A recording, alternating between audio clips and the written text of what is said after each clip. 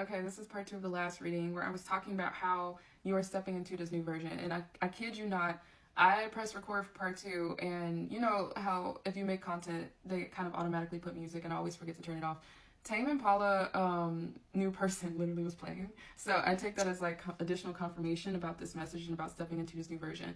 But I was getting like it's hard to like channel these messages right now because I'm getting like these collective messages about what's happening for us as a collective, as a human race, and also what's happening for us individually, because all those things coexist and like they're all connected in a way.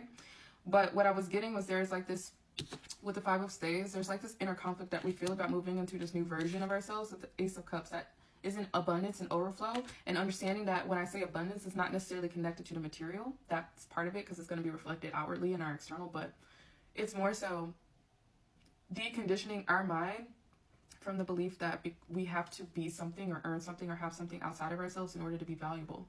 Because true abundance is understanding that we already have everything that we need because we are everything, right? So understanding that we, like what we are and who we are, like understanding that the truth of who we are actually helps us to be in this abundant energy, because we realize we never lacked anything and we never needed those external things. We were conditioned to believe that we needed those things to be of value, but we're already of value, okay? So we already have everything we need within us. Cliche, I know, but bear with me here, okay? So the cards that flew out, because a bunch of cards flew out when I talked about the fact that this inner conflict here for some of us is connected to this duality between what we're experiencing in our external reality, what we're seeing happening in our communities and our families and in the world around us, with this like spiritual transition that's happening for a lot of us, where we do understand that we are innately abundant and worthy and valuable. And it's like, it feels for some of us like accepting this is bypassing. It's not realistic. It's like there's a part of us that feels like there's something wrong with embracing that we are everything, literally, that we have everything, because we are conditioned to see everything externally. So because we're only looking at the external, we're like, well, all this bullshit's happening in the world. It's irresponsible is what's coming up. It's irresponsible for me to think this way. And it's actually holding a lot of us back, because what's happening in our external does not mean we shouldn't be in this energy. We actually need to be in this energy so that we can step into our purpose, so that we can change the external. That's kind of like the order it goes in. But I feel like a lot of people feel this internal conflict because you want the external to change first before you allow yourself to feel this way. You want the world to change before you allow yourself to feel like you're abundant or innately valuable or worthy. And the thing is that you changing this internally, all of us understanding this internally and stepping into our purpose as a result, is what's going to change the world externally. That is what changes our external. And as I said that, a bunch of cards flew out. And so I took that as a confirmation that that was the breakthrough message that Spirit's trying to get through to us, but it's having trouble because it's hard for us to really grasp this concept. And understandably so, because we're humans and we're on Earth and we are here to have experiences. So the experiences around us impacting our beliefs make sense, right?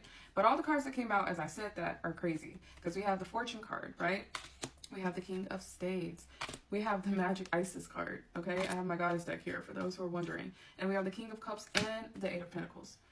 So what I get here is exactly a confirmation of what I was saying. It's like the second we really allow ourselves to be in this energy without guilt, because that's what's coming up. A lot of us feel guilty for being in this energy because, again, like we feel like it's not responsible to be in this energy because it feels like we're ignoring reality or we're ignoring suffering. And that's the thing. We're not.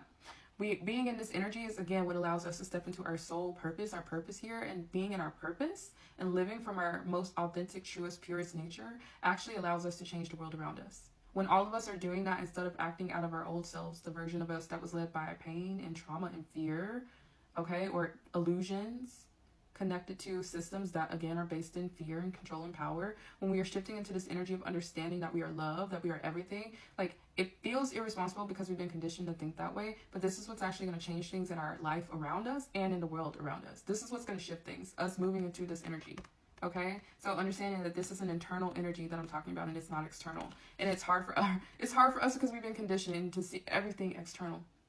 So it's hard. We've been conditioned to only be led by the logic mind, and now we're moving into a state where we're learning to be led by intuition and balancing that with our logic mind.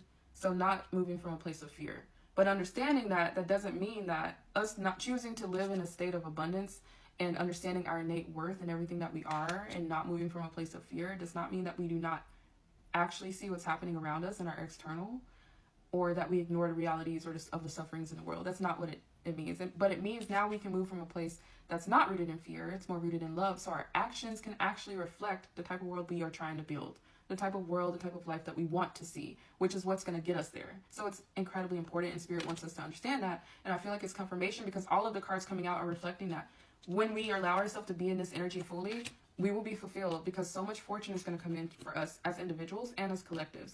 I feel like there's a bunch of, with these king energies here too, I'm getting like this energy of a lot of us are going to be led from our heart. But because of that is, again, there's a lot of like messages coming through about purpose. And I'm getting, because we're being heart and intuition led, which is the message that's coming up with this card, we're going to be also passionate to pursue the things that our heart is calling us to do, right? And then when we do that, things just change, right? I feel like a lot of us are stepping into our purpose, and we're going to be working really hard on the things that like are actually for us and that we're meant to be doing. And I feel like that is literally like us co-creating a better world, a better life, right?